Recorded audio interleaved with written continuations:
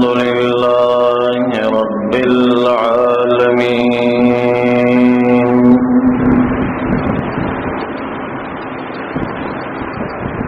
والصلاة والسلام على أفضل الأنبياء والمرسلين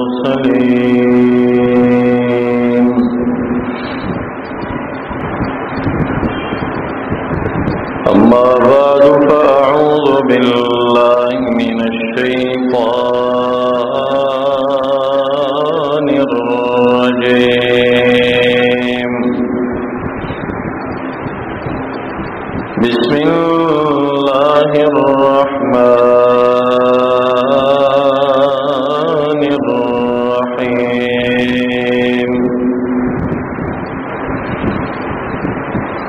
أجيب دعوة الداع إذا دعان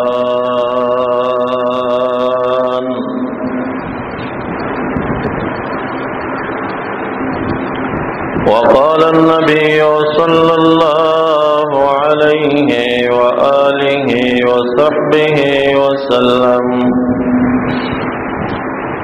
الدعاء يدفع مما نزل ومما لم ينزل أو كما قال عليه الصلاة والسلام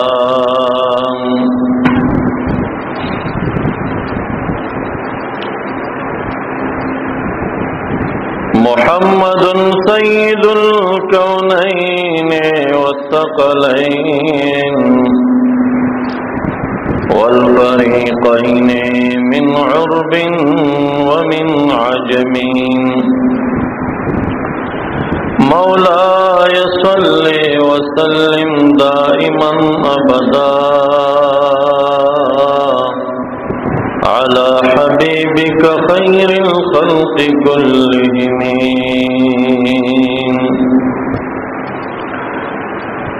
جاءت لدعوته الأشجار ساجدة تمشي إليه على ساق بلا قدم يا رب صل وسلم دائما أبدا على حبيبك خير الخلق كلهم إن الله وملائكته يصلون على النبي يا أيها الذين آمنوا صلوا عليه وسلموا تسليما درود شريف شوق سر درود شريف اللهم صل على سيدنا ومولانا محمد وآله وبارك وسلم وصل زما معزز سامعین و حضرات رونو دعا او د دعا د استجابت او د آداب متعلقہ بیان کېدون کې دی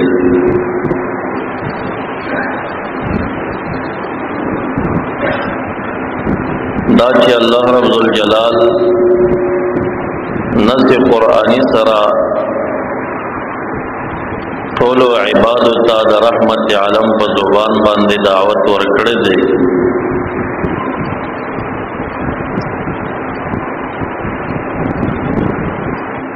چې اجیب دعوت الداعی اذا دعان دعا د دعا کون کې قبلو ما کلم چې معنا دعا غواړي بیا ډېر کرتی مونږ تاسو د خپل خالق عز وجل نه دعا غواړو بیا یې نه راته قبلې نو د دې آیت څه معنا شو چې اجیب دعوت الداعی اذا دعا دعا د دعا کون کې قبلوم کلم چې ما ته دعا کوي نو بنیادی وجه داوی چې الله رب الجلال دعا قبلې خو سره د دعا د آداب دا هر عمل د پارا رب کریم آداب و سنن و طریقی زمانگ استاد سے د محبوب نبی صلی اللہ علیہ وسلم پخکل شریعت کی بیان کری. اللہ رب الجلال منز قبلی دا اودس سرا بی اودس منز نا قبلی. اللہ رب الجلال منز قبلی و قبلی اڑخت چی مخ واڑے کتا طول منزو کی خو مخ دے قبلی تا نوی نئی قبلی. اللہ رب الجلال منز قبلی سرد صحیح ارکانو واجباتو سننو مستحباتو سرد کمال خشوع خضوع نو علب یا منز قبلی نو دغه شانت نور عبادات هم دي. رب کریم چې کوم عهد او وعده عباد سره کړی دا وجيب دعوت الداعي اذا دعا. دعا د دعا کون کې قبلوم کلم چې ما ته دعا کوي خو چې دعا په آداب د شریعت برابر وي. د دې تفصیل احادیث مبارکو کې مونږ ته ذکر شوی. ټولن اولین شرط د دعا د قبل دو د پارا پخیټه کې په کلمو او معده کې حلال روزي. حدیث مبارک کې راځي چې د حرام روزي نه یو نوړی چوکړه سلویش په او سلوی خورزي د دې انسان یو دعا د الله درگاه کې نه قبلي. نظمنگ استاد سے رب ذوالجلال وعده وکړه چې وجيب دعوت الداعي اذا دعا. دعا د دعا کوونکي قبلوم کلم چې ما ته دعا کوي. او تفصیل حدیث شریف کې راغی شرط بداوی چې د معده د خېټه د کلمې بعد حرام روزي نه ډکې نه وي او دا به د سوچ پاک مال نه ډک وي. خوراک او ماکول او مشروب به حلال. زمونږ استاد سي ګټلې روزيانې یقیني حرام بنوای مخو په یقین سره حلال مرتویل ګران مشتبه ګرځېدلې دي په مختلفو وجو باندې مشتبه ګرځېدلې. نو یو شرط دا دی چې تبه خوراک کې سوچ د الله رب الجلال دا خاص بندگان چې مستجاب الدعوات ګرځيږي نو دا په حلال او خورلو باندې ابدالان چې ورته وایي چې څنګه الله تعالی نه وغواړي او مقصې قبلې چې صدقو غوثان چې ورته وایي نقبا او نجبا او تادان چې ورته وایي د الله رب الجلال خاص بندگان دی په دې پاک روزي خورلو باندې دغه مقام د استجابت د دعا ګټلې. ابدالان د الله رب الجلال په اولیاءو کې یو ډله ده. حدیث مبارک کې راځي څلوېښت کسان په ټوله دنیا کې ابدالان. ابدال ورته ځکه وایي چې دغه څلوېښتو د دعا د برکته او د دوی د ذات د برکتا دا ټول دنیا الله رب الجلال نظر کوي او نه تبا کوي نه هلاک کوي. دې دعا وکړه او ابدال ورته ځکه وایي چې حدیث مبارک کې راځي چې یو ور کې مړ شي په هغه سکند باندې الله تعالی چې د وفات کېدل وي نو یو دویم ولی دغه مقام ته الله تعالی را بدل کړي. ابدال ورته ځکه وایي چې د یو د وفات سره بل بدل راځي. لکه که یو کم څلوېښت شي نو کېدای شي چې مخ د ځمکه کې وساحه داسې وي چې هلته ابدال موجود نه وي او د هغه دعاګانې الله ته زارۍ او سجدې نه وي. الله رب الجلال په قهر و جلال کې شي او غاړه د ځمکې په ځمکه ډوب شي. نو دغه ابدالانو نه یو ولی کشتۍ کې سور او پدې کې ور سره شیخان او عابدان سوارو. نو یو شیخ وایي چې زما 28 کاله کېږي چې ما روژه نه ده خوړلې سوا د اختر د ورځو نه، زه روژه یم مسلسل.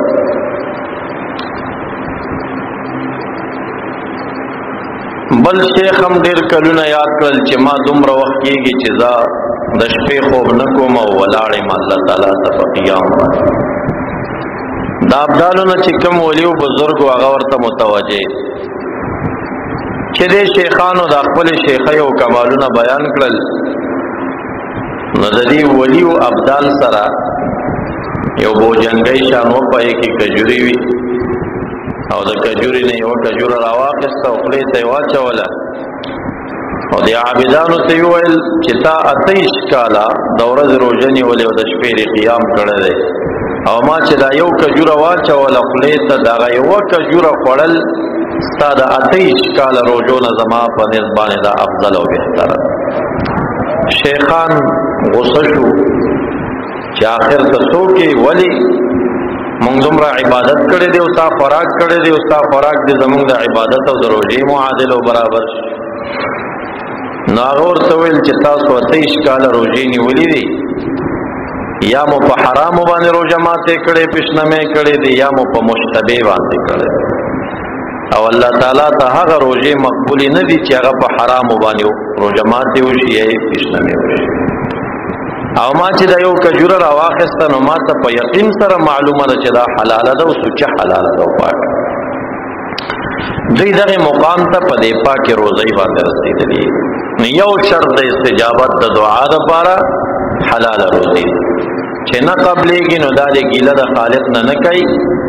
د دعا آدابو کې اولین شرط او ادب خېټې پاکوالی دی د حرامو نه او دلته صفایي نشته ځکه دعا نه قبلي. چې د بل ولی او بزرګ قبلي او زما نه قبلي نو فرق ما کې دی زمونږ په خالق کې نه. د هغه خوله پاکه ده، د هغه باطن پاک دی، د هغه ژبه پاکه ده، د هغه زړه پاک دی، هغه نه قبلي. زما به زړه خیرن وي، زما به ژبه خیرن وي، په دروغ او په غیبت او په نورو نارواو زما به نه قبلي. بل شرط د استجابت د دعا دپاره او ادب داري چې باید دعا مکرر شي. منګو تاسو دعا غواړو یو کرت او رسول الله مبارک سے فرمائی حدیث مبارک کے راضی دا ابو داود شریف حدیث کان النبی صلی اللہ علیہ وسلم يعجبه ان يدعو ثلاثا. رسول الله مبارک ته محبوب بداوا چې درې دعاګانې وشي. نو درې دعاګانو کې څه خبره وي؟ توجه د رب کریم دی بندتا راشي د یو ځل غوښتنه وکړي. دلته فرشتي دي، حفظه دي، کرام الکاتبین دي، د عرش نه تاویدون کی کروبینی فرشتي دي. دا نورې فرشتي الله تعالی تستا د پاره سوال شروع کی چې دا فلانه بنده تا نه څه غواړي، نو دې وخت کې الله تعالی دته متوجه شي نو دې دویمه غوښتنه وکړي. نو الله تعالی د دې دعا ته ګوري چې دا دعای د خپل برستنی سره خپې غزولې دي او که تجاوز د حد نه کړي.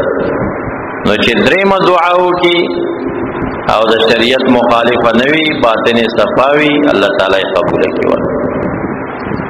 دا وجوا چې رحمت للعالمین محمد مصطفی صلی الله علیه و آله وسلم مبارک بچے دعاګانی کولی. کان النبی صلی الله علیه وسلم اذا دعا ثلاثا و اذا سأل ثلاثا. کله بچې دی مبارک و دعا کوله نو درې دعاګانې وی کوله. دا د تکثیر د پاره را اذا دعا چې کله وی دعا کوله کېدی شي کله نا کله یو دعا شوي وي هغه به حالت اقلی وي. اکثرا دی مبارک و دعا غوښتنه درې ځل کړي. نو یو وجه د دعا د نه قبلېدو دا چې باطن هغه مال چې مونږ خورو هغې کې احتیاط نشته. دویمه وجه دا ده چې آدابو د دعا کې د استجابت دپاره تقریر د دعا. امام نووي رحمه الله په المنهاج کې لیکي چې دعا مستحب ده او دغه شان تکریرها ثلاثا 3 کرته مکرر ول د دعا هم مستحب. دا د آداب د دعا نه. بل شرط د استجابت د دعا لپاره دا دی چې دیوا د خپل حد نه تجاوز په دعا کې نه کوي. ادعوا ربكم تضرعا وخفيا انه لا يحب المعتدين. رب کریم فرمای الله نه دعاګانې وغواړي په عاجزۍ باندې وخفيا او په پټه باندې الله ته سوالونه وکړي. انه یقینا الله رب الجلال لا يحب المعتدين. د تجاوز چې د حد نه څوک کم کوي هغه نه خوښوي، هغه بدی شي، د هغې دعا نه قبل. تجاوز په دعا کې د حد نه علما مفسرین شرح کړی دی. چا ویلي دي چې مراد د دې نه دعای منظومه ده. نظم و شعر کې دعاګانې مه وایه، دا د الله تعالی نه خوښي. داسې مختلفو شډلو بډلو الفاظو کې دعا ته نه غواړي، منظمه نه. بعضې پښتو کې یو شکل قافیه ورته جوړوي، دا وی د حد نه تجاوز دی، دا نه خبره. بعضې علماء کرام شرح داسې کوي چې تجاوز د حد نه په دعا کې دا جهر بلیغه دی. ډېرې چغې وهل، ډېرې چغې وهل، دعا چې څومره پټه وي هغه ښه قبلېږي. ادعوا ربکم تضرعا وخفیا، پټه دعا وغواړه، دا ښه قبلېږي. ښکاره که د ریا نه چېرته پاکه وه او یا دې مقصود په ښکاره دعا کې اجتماعاتو کې د امین ویلو، یا دې مقصود په هغې کې مقتدیانو ته تعلیم ورکولو، نو بیا خو صحیح ده. یعنې چې ځان ته سړی لګیا وي نو پټه دعا پکار. جهر په دعا باندې لا يحب الله الجهر بالسوء. الله رب الجلال جهر نه خوښوي په خیرو په ازارونو الا من ظلم. یو کس مستثنا دی چې چا باندې ظلم وشي، مظلوم شي، نو هغه ته بیا د خیرو اجازت وشي او هغه خیره که دی جهر پې کوي نو دی نه ګناهګاریږي. نو بعض علما وایي چې تجاوز د حد نه په دعا کې جهر بلیغه دی، ډېرې چغې به نه وایي. درېیمه شرح مفسرین کرام دا کوي چې الله رب الجلال دعا کې تجاوز د حد نه نه خوښوي. دا تجاوز د حد نه څه شی دی؟ دا د خپلې اندازې نه زیاته غوښتنه ده. لکه د چرسیانو دعا، چرسیانو سره چې ناست دي که نه، یو وایي چې الله ما ته 1 لاک روپۍ راکړي، بل ورباندې رد وکړي. نه، الله سره هر څه ډېر دي، دا کوټه ترې نه وغواړه چې د ډالرو یې درته ډکوي. 14 ګوتې په لاس کړي او زیرتونو کې پراته یي، دا چرسونه بادوي او غټ پر پړک ته د پاسه نور نه وي. سوچ مو کړی چرسي سړي ته ګڼي او دې توکل غني چې زه خو ډېر متوکل یم او زما د الله په ذات باندې ګنې یقین زیات. نو معززو دا د خپلې اندازې نه سپي غځول دي.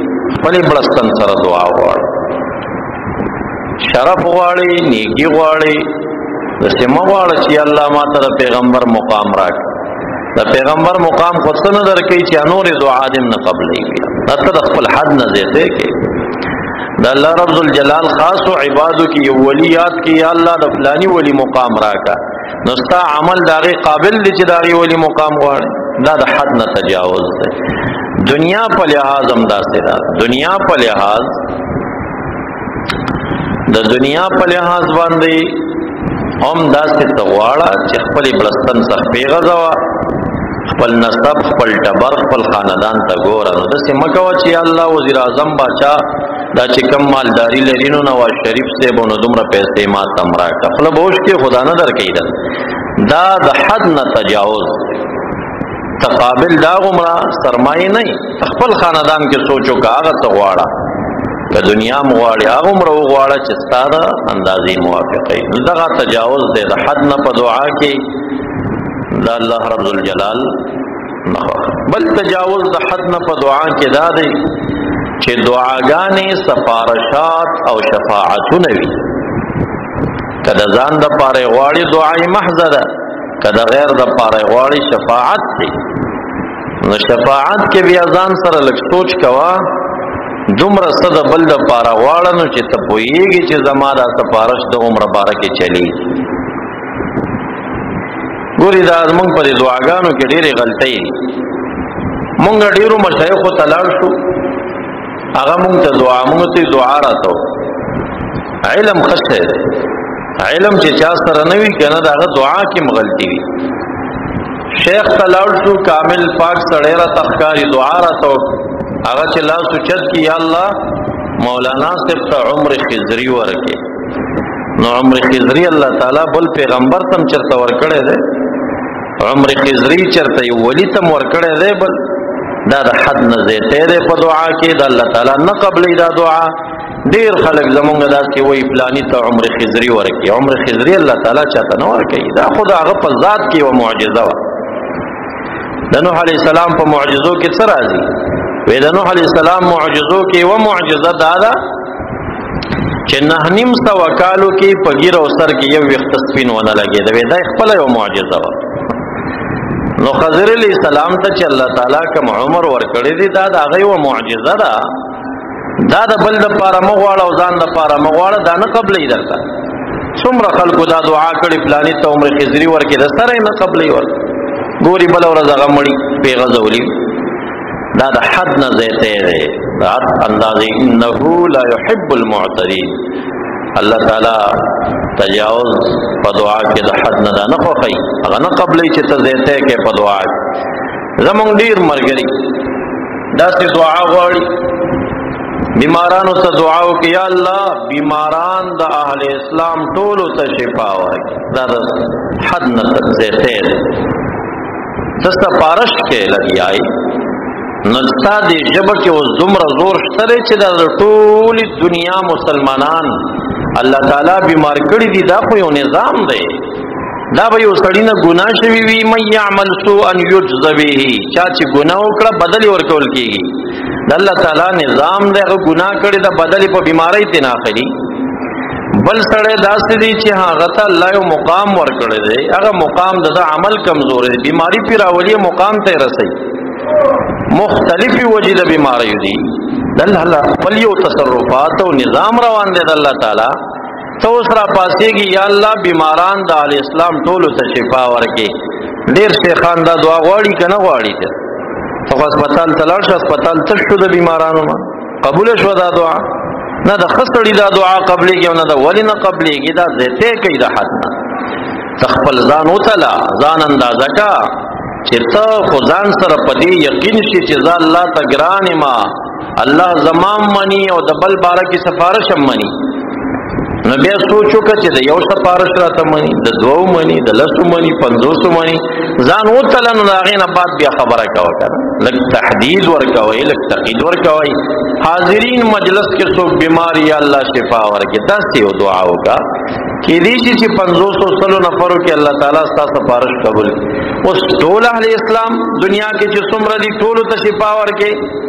ما په فکر خدا ډېره لویه دعوه هم ده، دا ډېره لویه دعوه ده.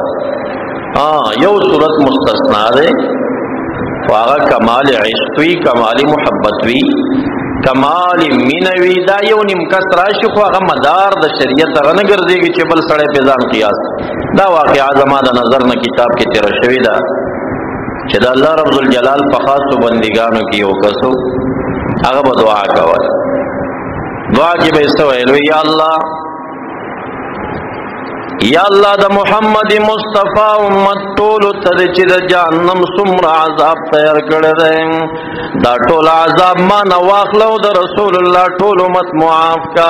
به دا دعا کوله چې څنګه مړ شو الله تعالی فرشتو ته وویل چې د محمد مصطفی د امت سره یې مینه ښکاره کړې ده، دته ما معافي کړې ده. بس خدا ګورې د یو خاص بنده د کمال عشق د وجې نه چې رسول الله ورته ګرانو داغه امتیان ورته ګرانو هغه کې ومینه وخدا هغه مینې د وجنه الله تعالی دته معافي وکړه دته معافي وکړه خو د په خپل ټول امتیان معاف نکړه کنه امتیانو سره خپل حساب کوي اوس د دعا کړې چې الله ټول معاف کړي او سزا ما نه واخلي دای قبول نه کړ چې ټول معاف کړي خدا غمینی په وجه دته معافي وکړه محبت په وجه کچا باندې مینه او محبت غالب شي او د رسول الله مبارک امت سره د خپل مینې یو اظهار کوي هغه ځان ته یو حال دی خدای تعالی قبلې د امت سره مینه د رسول الله مبارک سره مینه د علماء او د اولیاء او د صحابه او د تابعین او دوی سره مینه د مینې خپل یو انداز دی